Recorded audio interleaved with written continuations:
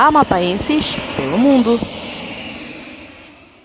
A gente achou uma amapaense que talvez, nem sei se todo mundo sabe disso, né? É uma grande profissional da imprensa brasileira, jornalista que marcou época na Rede Globo, né? Tem uma trajetória muito bonita.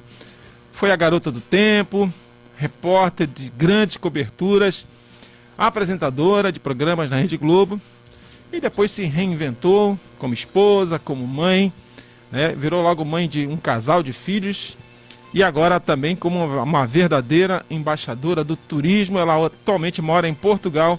Eu vou acionar minha colega, minha amiga, minha conterrânea, Flávia Freire. Alô, alô, Portugal, muito bom dia. Macapá chamando, câmbio.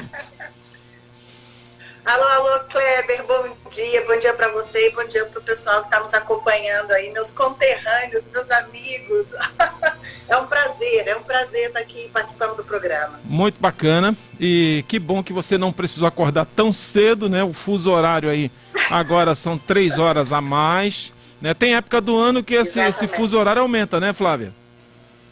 Exatamente, é que assim, vocês agora não tem mais, quer dizer, aí não sei se já tinha, mas não tem mais horário de verão, não é? Na parte do sudeste, daquela outra região do Brasil, aqui tem horário de inverno. Então, em algumas épocas, a gente fica com 3 horas de diferença, mas na maior parte do ano são 4 horas de diferença. Então, aqui eu tô tranquila, acordei já tem algum tempo. Tá bem tranquilo.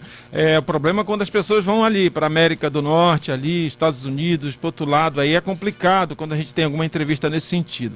Mas olha, queria te abraçar, te desejar, assim, realmente, te agradecer a deferência de falar com a imprensa do Amapá. Claro, para você é diferente, porque você é amapaense e essa semana eu vi, na semana passada, aliás, quando começou aquela vibe das pessoas colocaram, meu nome é tal, mas também sou conhecida por isso, por aquilo. Tem até um nomezinho que dá para esse movimento. Qual é a produção, o nome? Trend, né? Os trends. E aí você colocou, eu sou Flávia Freire, mas também sou conhecida como, aí você colocou, Fafá do Amapá. Que história é essa? Imagine só, nós temos a Fafá de Belém, não é? Que, aliás, eu sou grande fã e admiradora. E eu, desde pequena, sempre fui chamada pela minha família e pelos amigos de Fafá do Amapá. Então tinha a Fafá de Belém e a Fafá do Amapá. E assim, era um jeito muito carinhoso de chamarem, não é? Amapá, você estava dizendo aí. Eu até, quando fazia a previsão do tempo, muitas vezes colocava lá no mapa o Amapá. Nunca ficou esquecido.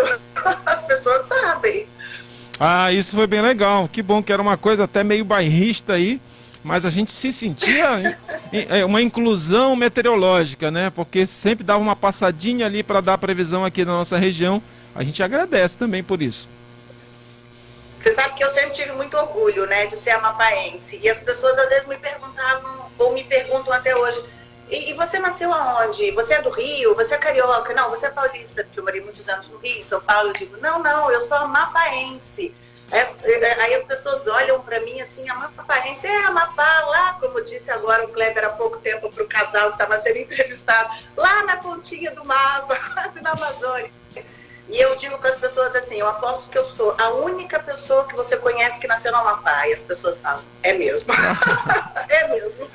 Quer dizer, a gente tem a Fernanda Takai também, do Pato Fu, não é? E que algumas vezes eu até falo com ela por mensagem, enfim, que também é daí, também cresceu ali mais ou menos na mesma época que eu aí no Amapá. Você sabe que assim, eu nasci na Serra do Navio, e na época que eu nasci aí, o Amapá ainda era território, e foi uma época muito boa. Eu lembro que não tinha televisão, não tinha telefone, existia uma telefônica e as pessoas faziam fila ali para ligar, tinham 2 telefones.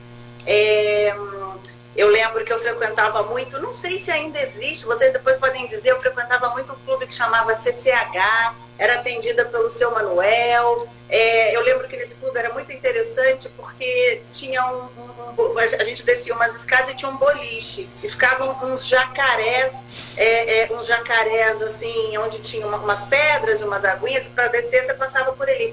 E um dos jacarés era um exibicionista, então ele subia as escadas, tinha um vidro na parte de cima, todo mundo ficava olhando e esse jacaré se jogava lá embaixo. Então, assim, são histórias, imagina jacaré. Meu pai já teve jacaré no quintal de casa. São coisas, assim, de uma época, né, de um tempo. Eu lembro, assim, uma coisa que me marcou muito, eu era da previsão, fiz muita previsão do tempo, é que no Amapá tinha muito uma coisa que, assim, chovia num lado da rua e não chovia no outro. São, assim, histórias tão interessantes. Foi uma época muito boa, uma infância maravilhosa, maravilhosa. Pois é, muito bacana você relembrar essas coisas que foram tão marcantes na sua, como diz os mais antigos, na sua tenra infância, mas que estão aí com uma memória fotográfica incrível. O seu Manuel, que você falou, ele tinha uma pizza brotinho, que era a pizza mais deliciosa que eu já provei na minha vida. Ele tinha até um apelido, a gente está falando muito de apelido aqui, eu sei que ele tem um apelido agora que eu não me arrisco a dizer aqui.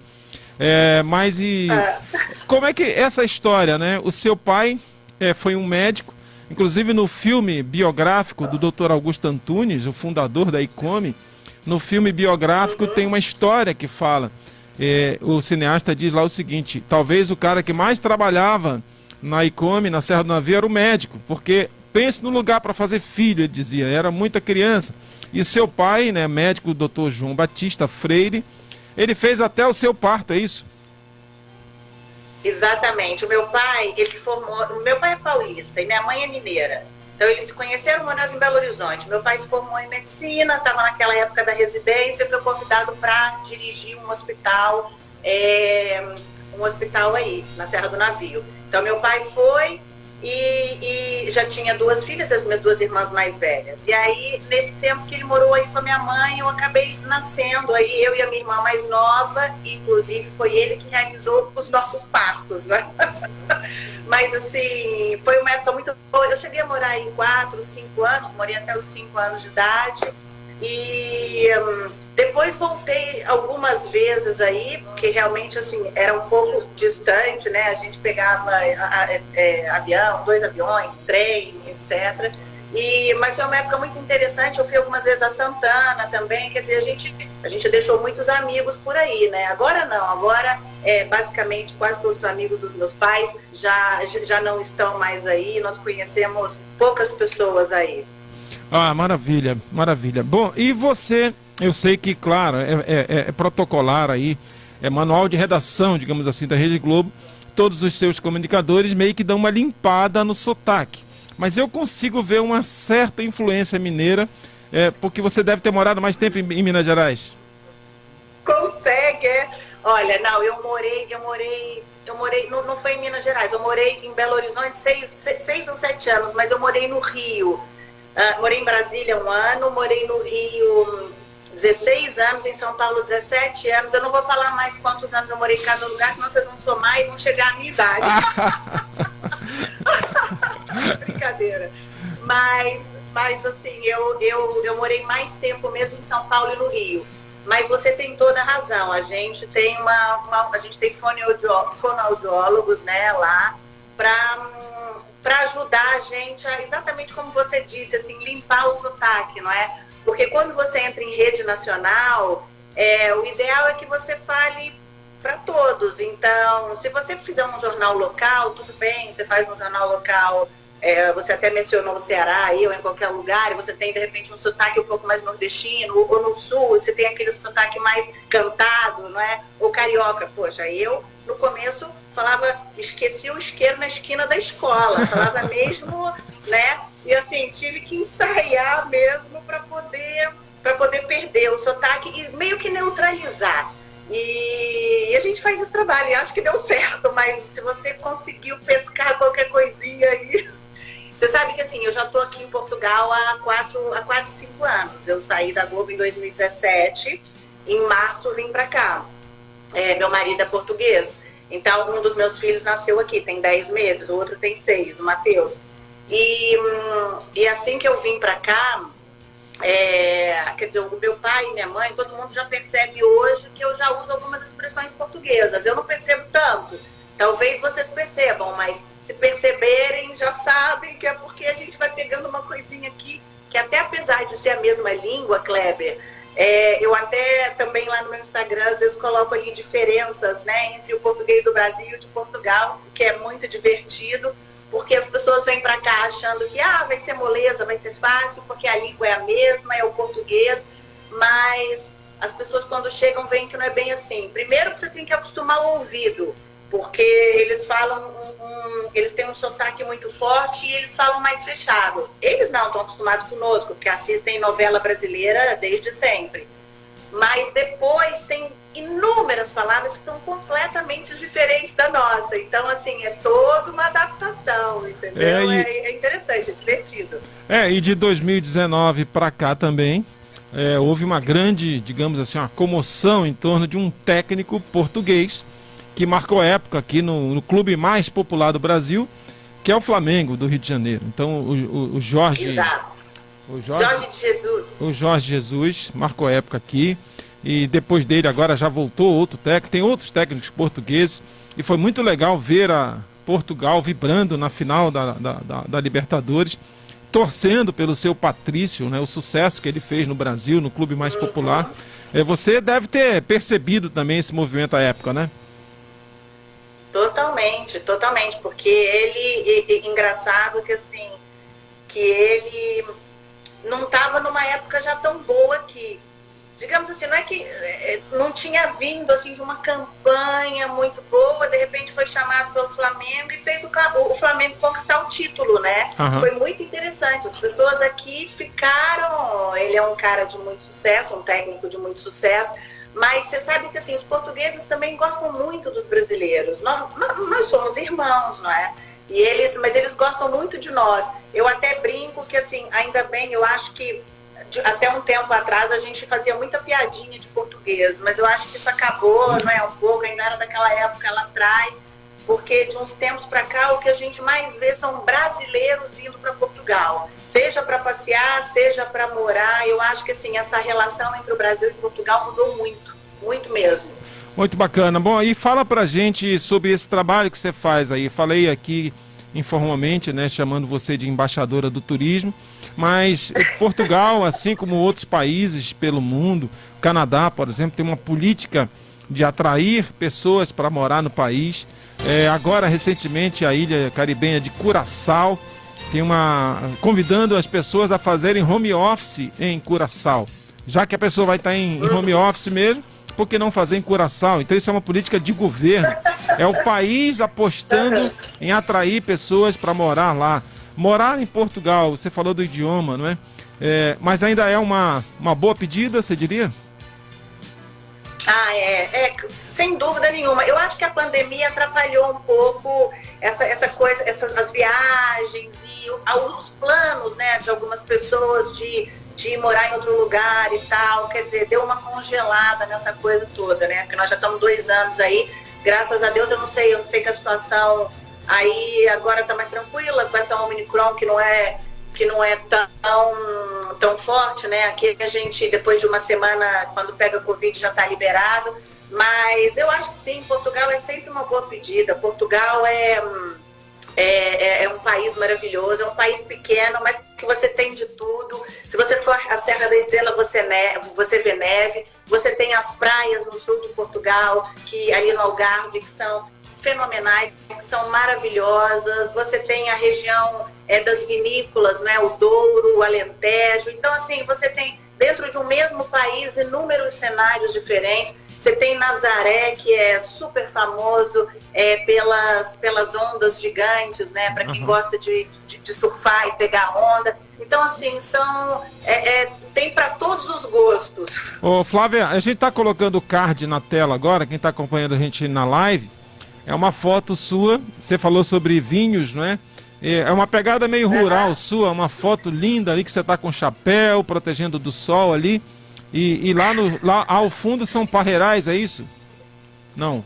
Eu vou te explicar o que é. Isso daí foi o seguinte, aqui, a época mais importante, você sabe que assim, o Portugal tem uma tradição enorme por causa dos vinhos portugueses, por causa das vinícolas. O Douro é a região, que é onde eu estou aí nessa reportagem que eu fiz, o Douro é a região demarcada de vinho mais antiga do mundo. Então, assim, os vinhos do Douro têm excelência. Aqui, os vinhos começaram como o vinho do Porto, né? As pessoas começaram a conhecer os vinhos portugueses pelo vinho do Porto. Os vinhos de mesa, os tintos, etc., vieram bem depois. Mas nessa foto, assim, aqui setembro e outubro são meses muito importantes para os produtores de vinho, porque é o mês da vindima, ou seja, da colheita, não é? Que aqui em Portugal eles chamam de vindima. Então, o que eu fiz? Eu peguei, esse ano eu aproveitei a vindima para mostrar como é feito. Então, nessa foto que eu estou de chapéu, eu estou ali no meio exatamente de parreiras, não é? De uva, eu estou ali exatamente no meio de uma vinha, como eles chamam, e era o momento que aqueles trabalhadores estavam fazendo a colheita da uva. Então, eles estavam colhendo a uva, depois essa uva vai para uma esteira para ela ser selecionada, não é? E aí ela passa por todo um processo, isso para o vinho tinto e também para o vinho do Porto. Depois ela passa por todo um processo, vai para tonéis. Quando é o vinho do Porto, não, ela vai para lagares, que são tanques enormes de granito. Enfim, aí o processo varia de acordo com, mas tem até no meu Instagram, se as pessoas quiserem ver, eu fiz todo o processo, tanto do vinho tinto quanto o vinho do Porto, até eles irem para os tonéis, aqueles de carvalho, né, para as barricas que eles chamam, que são os barris de carvalho, e aí ficarem envelhecendo lá por meses a fio. Mas é muito interessante, é uma tradição aqui. E além do doce, tem o Alentejo também, que também tem muitos bons vinhos. Olha só, que legal. Eu fico aqui, preciso registrar. Quando a gente tem uma fonte, né, um entrevistado, que fala fácil, né, eu costumo dizer assim, olha, fulano fala fácil. Então você tem essa didática ao falar, você marcou época como a garota do tempo, porque também você levou essa facilidade de falar. Um tema é muito técnico, a meteorologia tem muita ciência envolvida e você traduzia isso de uma maneira muito palatável.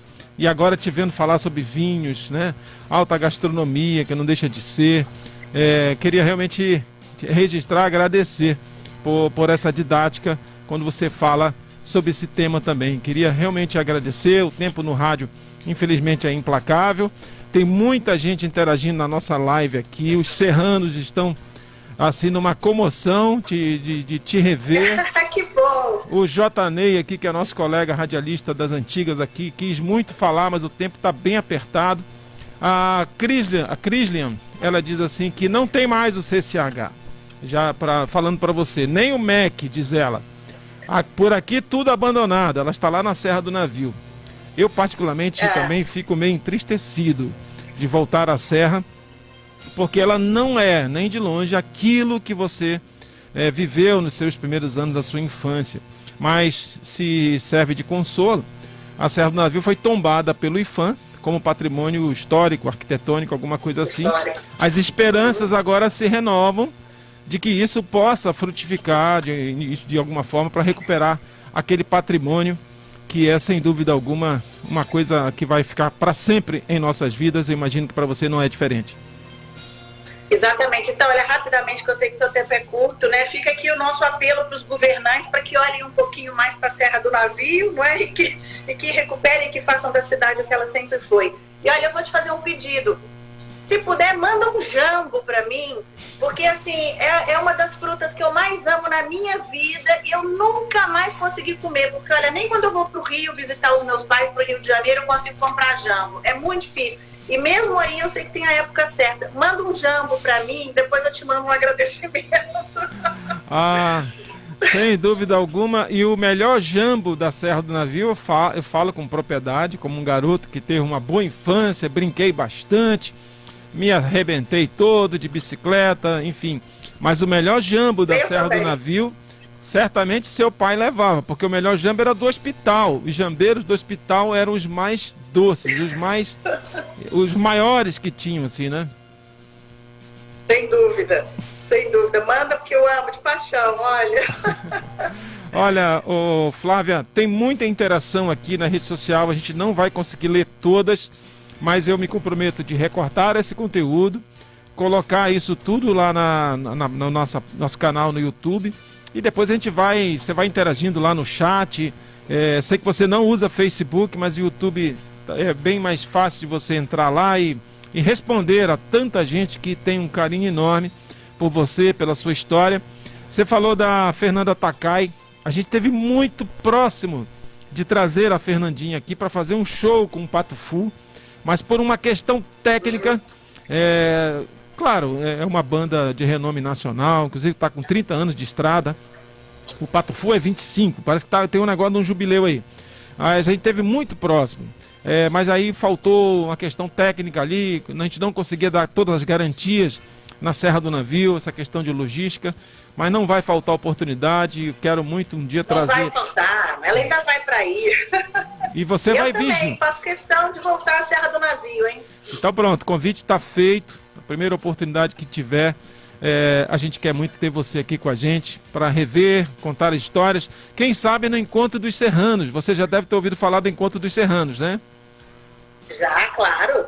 Pois é, então tá aí, o convite está feito, um beijo para você, para seus filhos, seu maridão aí, e vida boa, saúde, e obrigada, o resto a gente Kleber. corre atrás. Um grande abraço para vocês, beijo aí para todo mundo. Gente, muito obrigada pelo carinho, olha, um ótimo dia para vocês, um ótimo fim de semana. Valeu, tudo de bom. Muito bacana esse bate-papo com a jornalista Flávia Freire, ao vivo, falando com a gente de Portugal.